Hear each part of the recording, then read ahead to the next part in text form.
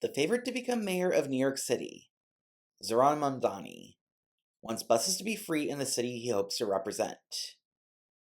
Because of that, it's worth asking, is free public transit a good idea? And is Mamdani's specific idea to make the New York City buses free a good idea?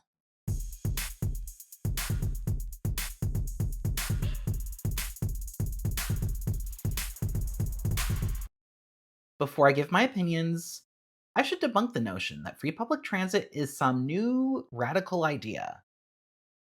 There are many American cities that have free public transit lines and even free public transit systems. From the bus system in Chapel Hill, North Carolina, to the free bus program for 3 bus routes in the Boston area, having free rides on some or all public transit lines is not a new idea. You can even find free public transit in New York City. That free public transit comes in the form of the Staten Island Ferry. It became free in 1997 under Republican Mayor Rudy Giuliani. Yes, that Rudy Giuliani. And the ferry was for the benefit of by far the most politically conservative borough in New York City, Staten Island. There's a long story behind how the Staten Island ferry became free, a story that should be its own video, in fact. But it's nevertheless worth acknowledging that it became free under a Republican mayor because it shows that free public transit is not just for socialists. Now that I've established that free public transit in some form has been around for decades, I think we need to look at the results of said free transit. By looking at the results, that'll allow you to reach your own decisions about free public transit, just like it allowed me to reach my own decisions about free public transit.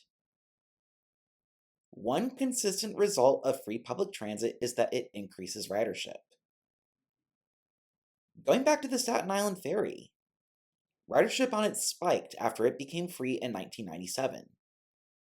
Ulster County, New York's bus system became free in October 2022, and the very next year, their bus system reached pre pandemic ridership. This is a remarkable feat, given that many public transit systems still haven't reached pre pandemic ridership in 2025. Anecdotally, when I was on vacation several weeks ago, I took an Ulster County bus, and I was pleasantly surprised with how many people were on the bus for a Saturday afternoon. Likewise, Kansas City's transit system saw post 2020 ridership increase at a faster pace than their counterparts. Once again, I don't think that would have been possible without free transit. While free public transit improves ridership, the question of whether the free transit improves the speed of said transit is unconvincing. I can understand why one may believe that the free buses results in faster buses. You'd think that if the buses are free, buses can board passengers more quickly because you don't have to require every single passenger to pay the fare when they get on. However, New York City found with its free bus pilot on several lines that the buses weren't actually faster when they became free. Why? Because there are more people getting on these buses. So many more people that it negated the speed benefits from people not having to pay fares. Another thing worth looking at is the sort of impact free public transit has on public safety. The picture here is a little, muddy. Those opposed to free public transit will cite a study from the engineering firm Parsons Brinkerhoff on how fare elimination in part of Portland's public transit system led to, quote, security, safety, crime, undesirable behavior, and attracting panhandlers, end quote. Fellow transit YouTuber Sammy Marco noted that bus drivers in Alexandria, Virginia's system, which recently went free, are reporting more public safety issues. That said, the fare is $2.90 in New York, and these public safety concerns already exist. So if transit fares are supposed to end these concerns, I'm not sure the fares are an effective deterrent. Besides, as any New Yorker knows, some people evade paying a fare. Staying on the topic of public safety, Those in favor of free public transit will point to stats in New York showing that the free bus pilot program in New York City, which involved a handful of bus lines, had a much more drastic decrease in verbal and physical assaults on the transit workers than in the rest of the system. This argument of free buses as a public safety benefit is an argument that Assemblymember Mamdani uses, and is an argument used by the leadership of a union representing MTA bus drivers in New York City. So, yeah, the question of free public transit and public safety is a little murky. The last thing I want to look at before reaching my own conclusions on free public transit is the issue of revenue. Because, after all, without revenue for mass transit systems to operate, they won't be able to operate at all. Critics will point out that Kansas City, the largest city to implement free transit fares, is bringing back fares for some of its riders. This fact is used to argue that it's the free fares that caused the budget shortfall and the budget cuts. But I'm not so convinced that Kansas City's story is that simple. I'm not convinced it's that simple because Kansas City's transit agency has also faced the drying up of federal COVID relief funds.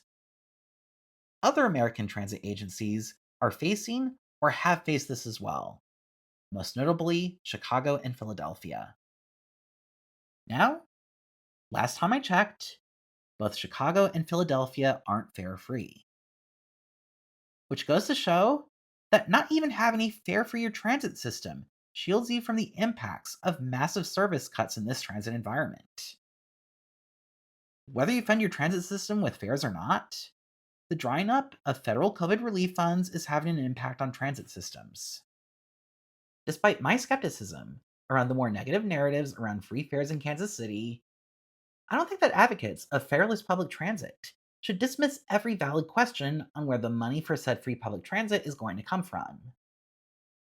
If you don't have an answer to that question, public transit is going to run up a large budget shortfall. At the same time, though, I think it's worth asking whether farebox revenue is the best, most effective way to raise revenue for transit systems, particularly transit systems experiencing substantial fare evasion. I don't have a good answer to that question, but given that SEPTA in Philadelphia and WMATA in Washington, D.C. have experienced tens of millions in lost farebox revenue from fare evasion in periods of a year or less, and the MTA in New York can lose hundreds of millions a year from fare evasion, it's a question at least worth asking, even if asking that question itself may be controversial. These are a few results from free public transit in different cities. Before giving my opinion on whether free public transit should be a thing in general, and whether Mamdani's proposal for free buses in New York City is a good one, I ask people to like this video and subscribe to my channel for more content on imagining better mass transit in the United States. The conversation around free public transit is definitely one worth having, so I'd love to see comments in the comment section below. Anywho, when it comes to free public transit in general, I support it emphatically. Here's why. Climate change is the biggest issue of our time, in my opinion. Our planet is getting hotter, leaving more human beings more vulnerable in a multitude of ways. Our basic survival is important, and climate change makes that basic survival more and more difficult for more and more of us. To treat climate change like the emergency it is, we need to cut down on the burning of fossil fuels. We can cut down on said burning of fossil fuels by getting people out of cars and onto public transit. And a surefire way of getting more of us on public transit is by providing free public transit. Yes, you need to make sure you have revenue streams from elsewhere to ensure the free public transit. But given the climate crisis, I strongly believe that we need to do everything we can to encourage public transit usage. Free public transit is a part of that. Given my emphatic support for free public transit, you think that I'd be emphatically in support of Mamdani's push for free buses in New York City. And indeed, I am in support of it. But I add a caveat and warn against a potential pitfall. The caveat is that, while the free buses will be helpful to some people, many New Yorkers might not be helped much, or at all. Here's why. If your commute to and from work involves a combination of train and bus, or just the train, the amount you pay for public transit each day will remain unchanged. After all, the train still won't be free, and the train fare will be unchanged. The one difference for some of us is that instead of paying a fare on the bus and then getting a free transfer on the train, you get on the free bus and then pay for the fare as you enter the subway. Or vice versa if the bus is the final part of your commute. And here's the potential pitfall. If New York City doesn't consistently make an effort to make sure that the free buses are fully funded, that could leave the MTA in New York with a bigger deficit. A deficit where they will have to raise subway fares to compensate. And if that were to happen, that would undo some, or potentially all of the benefits from free buses.